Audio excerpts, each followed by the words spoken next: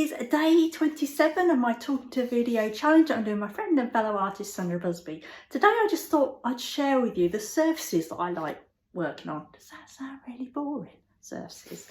Well, what I mean is I like working on these smooth boards. They're basically paper which is stuck to a board, but they're mixed media paper.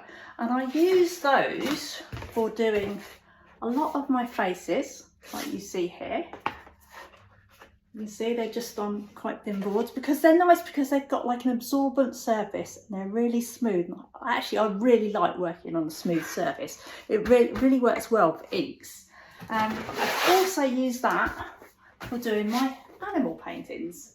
So I don't know if you remember seeing the owl one. And these are done with acrylic and mixed media.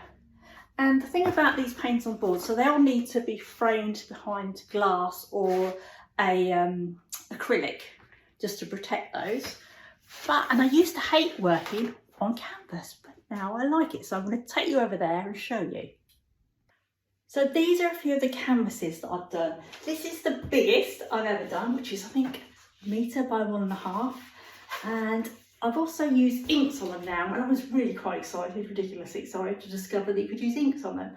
And you either get like what they call a standard profile, which is, I don't know, about 16 mil, I guess. Kind of a thin canvas here. But what I like about canvases is that you can basically just varnish them, put a string on the back and stick them straight on the wall. You can frame them if you want, but you can also work on these, which are much deeper edge ones. And I think that's quite a nice modern look as well.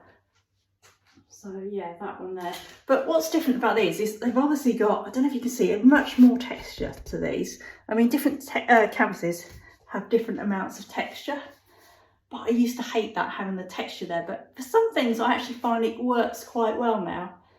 But it's much harder to reproduce, I think. So that is one of the downsides for me. But yeah, nice just being able to hang them straight on the wall without having to bother framing them.